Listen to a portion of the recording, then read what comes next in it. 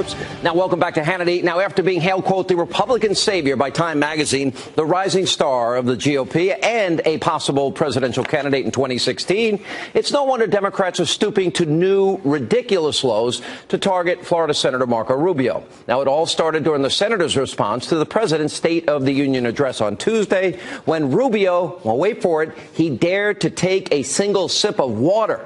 But because there was no substantive issues to criticize, well, the liberal, the left, the media, they went viral. And Rubio's, quote, drinking problem, as one liberal news source called it, is now being called Watergate.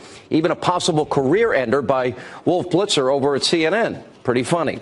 Now, I can't imagine that Rubio is the only lawmaker to ever take a sip of water during a speech. In fact, he's not. And over the course of this segment, watch there on the screen, we plan to highlight some, well, Democratic drinking habits and problems. Joining me now is Reaction syndicated columnist, author, Pat Buchanan. Hey, Pat. Hey, how you doing, Sean? I'm good. I'm taking a nice drink of water. Look, you know what? I thought that Rubio gave the single best response to a State of the Union that I'd seen. A really terrific speech, handled it well, and it's a different audience coming out of the State of the Union, and they can't criticize the substance, so they go after taking a sip of water. How stupid is this? Do.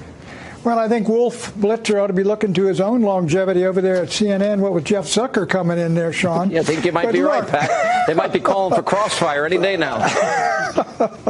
But look, Marco Rubio gave a fine little speech, and this thing has gone viral. The liberals have put it up. I looked it up tonight. It's about 1.3 million results. Everybody's talking about it.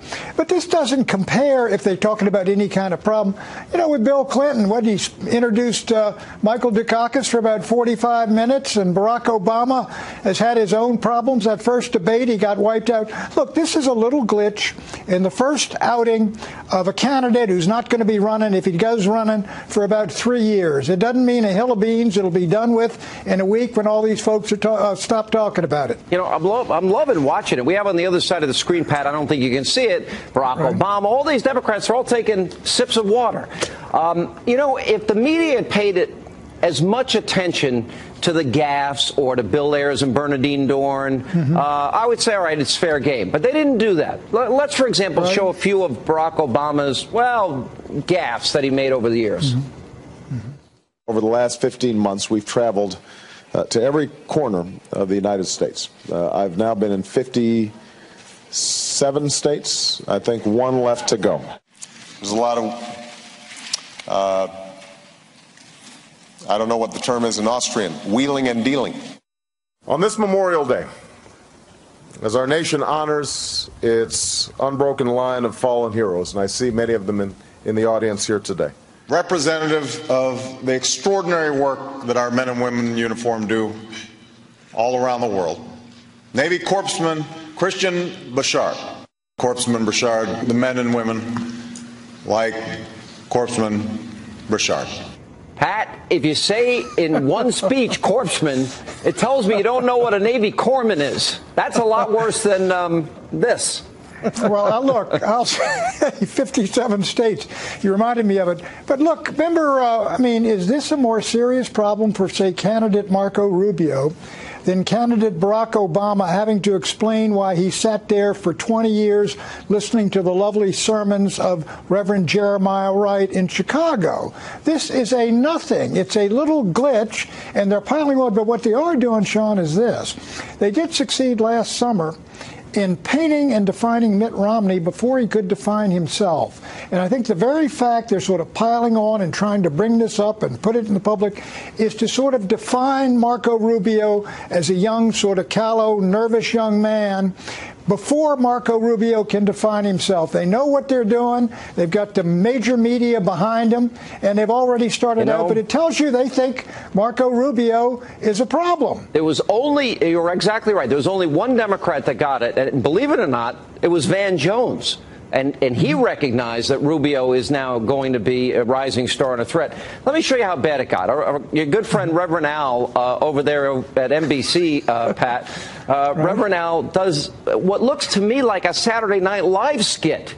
I mean, this is how obsessed NBC News has gotten with this whole taking a sip of water bit. The Republican savior, Mark Rubio's big night. And what a night it was. Okay, where was I? Senator Rubio laid out the right-wing vision for America. And, what was I saying? Rubio bent the truth last night. I'm hydrating just like the senator. But what Rubio was saying before and after his water cooler moment wasn't so funny. That's coming up right after I finish my drink. A lot of water. But we're showing all these Democrats, Pat, they're all drinking water. You give speeches. I drink water during speeches. Sure. You always have it. You just tell the folks, look, have a bottle of water right there beside the podium or on the podium, a glass of water. Sure. And you're always worried, I don't want to, because I do a lot of gestures and knock it off sometime. Exactly. The same here. I have the same problem. That's a lot of hand waving, Exactly, stuff. Pat. Right. All right. But look, it does show that they're piling on the guy, and they're very concerned about the guy. But this is going to continue. But it's not a bad thing to have Marco Rubio be hit behind the line of scrimmage here on the first time out. He knows what's coming. He is a young guy, and that's a real asset and an attraction. And he'll do just fine. This thing will be over in a week. Well, a lot of the Democratic narrative talking points that they use every campaign, they can't say he's rich. They can't say he's privileged. They can't say Republicans hate minorities. There's a lot of their narrative, their go-to playbook that they can't use with Marco Rubio. So obviously they're going to have some problems down the road. I think I think Marco Rubio's one of them. I think you got some good guys in the Republican Party out there at the governors that would come on in 2014, 2016. All right, Patrick J. Buchanan, good to see you, and get yourself some Poland Springs.